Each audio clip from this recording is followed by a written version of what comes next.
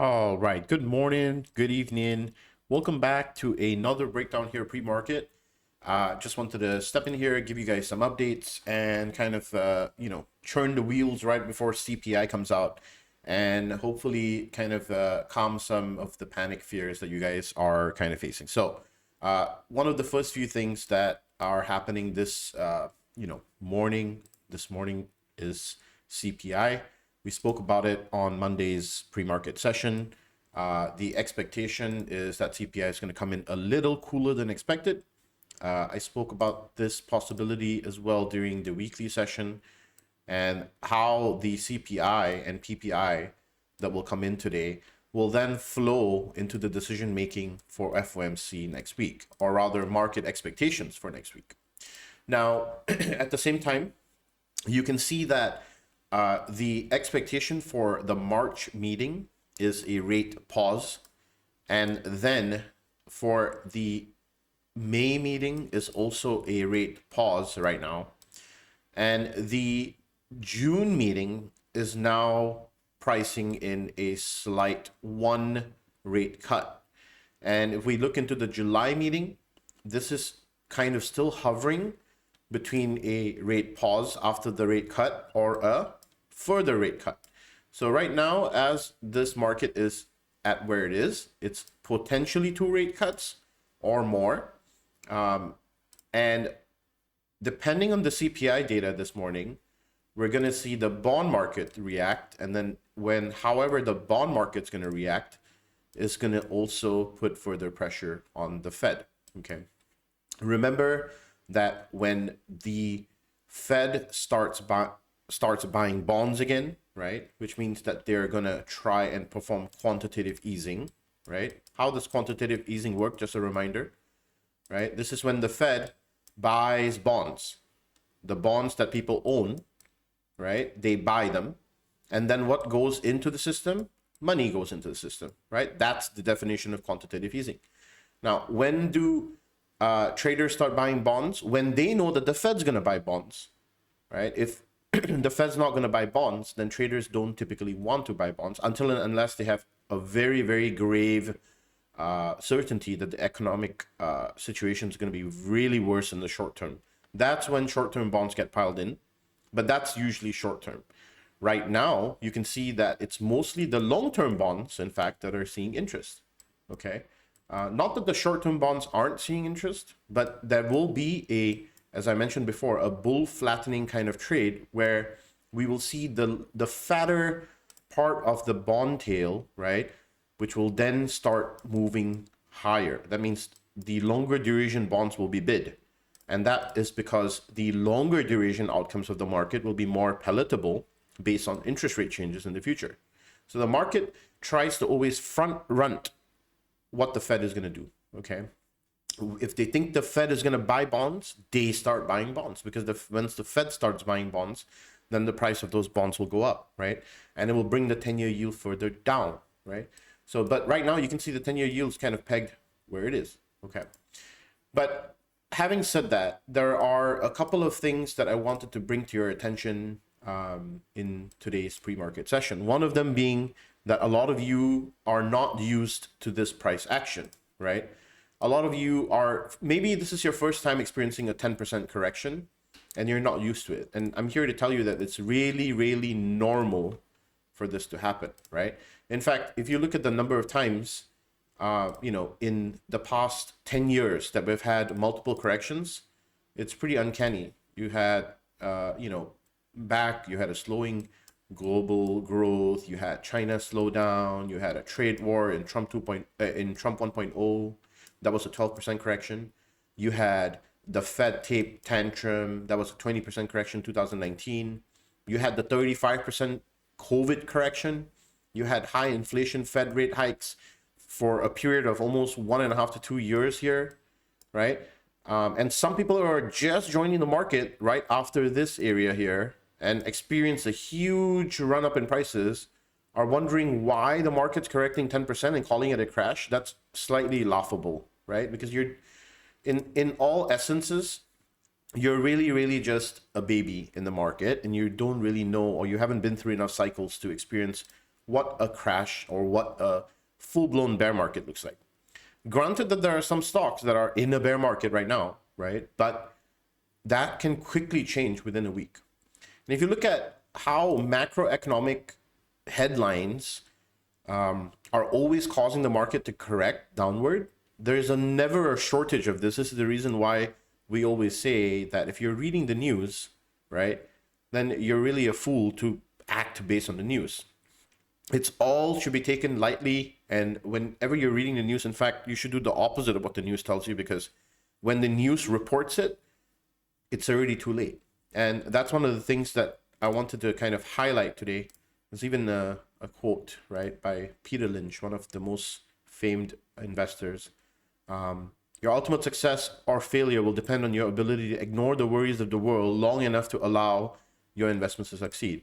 If you think about all the greats who have done this, they have been able to stay independent of the market, and they understood what they were investing in. The problem lies with retail traders when they do not understand what they're invested in. You go and buy, you know, a bunch of, I don't know, some hoo-ha company that is promising quantum computing, right? Or maybe, I don't know, you went to go and buy some company that was promising the world that they will change whatever process, right? Which, look at this business, right? And people speculate on all kinds of things. There's nothing wrong with that. But you have the responsibility to do the due diligence to buy good companies at good prices, companies that will have a strong economic moat, for example, NVDA, right? Which are trading at a discount and is trading below intrinsic value and is poised to grow, right? Or maybe, you know, giving another example, CrowdStrike, for example, right? Another business that has a decent competitive moat and is trading at a slight discount, right? Or maybe you're talking about financials, where you have a business that has pulled back pretty significantly, but stays relevant, right? And remember, all of these businesses are great businesses to own.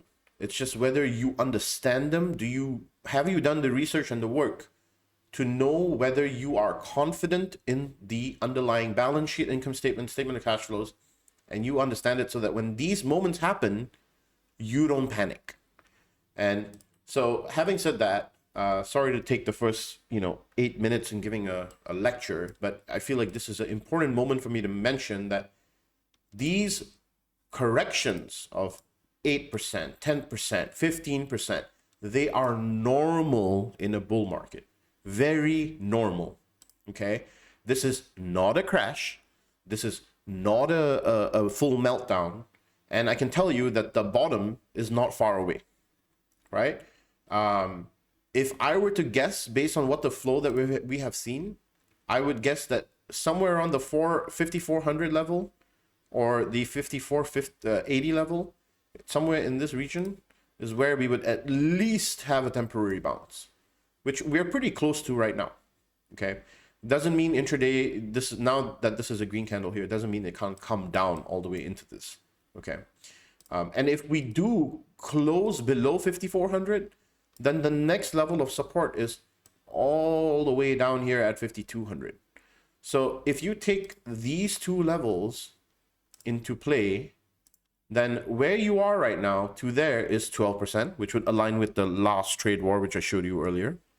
And if you go further down, then that's a 15 to 16% correction. Still very normal, okay? Very normal pullback. Much needed pullback, because then all of the people who bought all the stocks who didn't understand what they were will all run away and make way for new liquidity to come in and new allocations, new rotations where stocks that are strong stay and stocks that are crappy will all perish away, right? Okay, so having said that, this morning we have CPI coming up in exactly 3 minutes. So you will likely see the reaction to this with me on here. And since this is a recorded video, it will be fun to watch it. But you will see the possibility of a couple of things happening. And let me just kind of run through that with you. There was a report here put out by Goldman, I believe. Let me find it.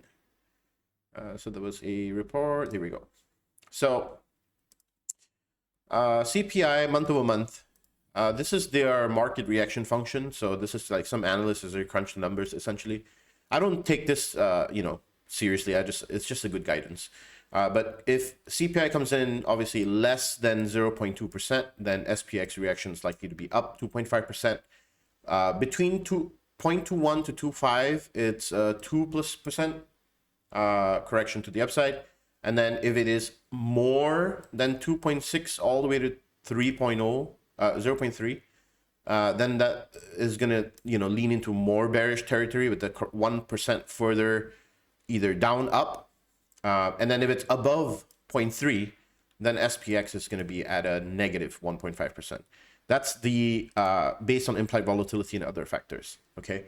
The forecast, as I said, by Goldman Sachs is a 0.29%, which then that would put it within the plus minus 1% because that will be a bit of an uncertain territory for the market to react to. Okay.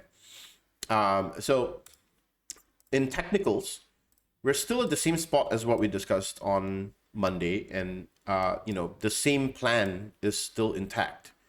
If we look at what we were talking about prior, I did talk about the possibility for us to come down into 5,500 and 5,400 later on. We haven't got to 5,400 yet, but 5,500 was already kind of tapped, right? And here, though, as I was mentioning, we need to have a clear break above 5,700-ish, right? For us to see that support, and then a consecutive break above 58.78 here for that real full retrace. These two things have to happen in the next couple of weeks. And that might be catalyzed by FOMC next week. If Fed Powell comes out and starts leaning towards dovishness, that might set it off, right? With the NASDAQ, obviously this has performed more poorly than the S&P 500. If you look at this, it looks like it's kind of holding support at a bottom trend line. But once again, don't be fooled by this. This can easily reverse back down into the 18,400 range. And there you go. CPI just came out. So let's see what it was really quickly. Hopefully we have it here. Well, it's going to take a second to come out. But you'll see CPI news will hit right now. But back to NASDAQ. The break above 20,200 and the hold above here is what we're looking for, the bullish rebound. If we continue to reject this area, then it's going to continue heading down back into the 18,400 area. So that's something that you'll have to keep watch on. And remember, you don't need to play this all at once. This is going to move in waves. Every single day it's going to be different, right? So we'll give you updates on that. IWM coming down to a significant level. Yesterday, I added a bunch of IWM to my small portfolio, main portfolio. I also added QQQM, which is the QQQ mini, to my long positions on both portfolios. And the dollar index has come quite ways down to 103.50, right? And the VIX, as I was mentioning yesterday or on Monday, more importantly, the anti-VIX indicator was showing a potential washout in the VIX temporarily, hitting that $29 level and now kind of breathing, coming back down, which then reduces volatility and increases the likelihood that SPX will kind of move higher, right? So all of these things have to happen in succession. And also, here's another thing you guys need to take into account is we saw a bunch of those 5,400 puts and then more 5,200 puts, 5,300 puts by market makers, okay, or wholesalers, whatever they were. Now, you need to understand that that doesn't mean that they are aiming for them to hit these strike prices. That rarely happens. That is likely one part of a two-part trade. And while they would love for SPX to come down to there, they don't actually need that, because the way they structure trades are, they will buy one leg and they'll sell another leg. So if they bought that leg, there is likelihood that they sold it in the money leg, which you are not aware about. So be very careful about using all the options flow data, just like, matter of factly, right? Because if you look at it, based on yesterday, you can see they were still buying 531 puts for 2 point some million. They're rolling out to April, right? And if the market violently squeezes, you can see that later in the day, they bought some March 17, 559 calls. And then also down here, there was some Apple sweeps that came out, right, for June. But if there is a violent squeeze to the upside, what do you think is going to happen? All these shorts, they're going to get squeezed. The dealers will get squeezed, and that will create a huge move to the upside. So be aware of these things because they can happen, okay? And at the same time, if you keep rejecting the 5,700 level, this area here, right, then that sets you up for potential further downside. So it's really quite easy if you use this area for your key pivot point and watch what happens when price action reaches here, right? And then you'll understand how things work.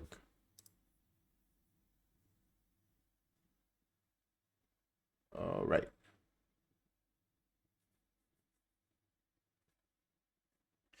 So, let's see what the CPI news was real quickly. Okay, it hasn't come out yet. I will go through it later. Now, I will make a separate video for all of the opportunities that we are, kind of going through in terms of individual stocks. But for now, I'll leave this video here, and I'll leave the opportunity video for after PPI and stuff like that. I don't think that this is a good time for me to go through all the tickers because things are going to change quite a fair bit. But I will make another video going through opportunities that I'm seeing, great stuff that, to buy for long terms. If you guys want me to make a video separately for long-term holds, and then also you want me to make a video for short-term trading opportunities, go ahead and comment below what you would like to see. Would you like to see me do 2 separate videos or do it all in one? I'd appreciate your response. And I'll see you in the next video. So take care and peace.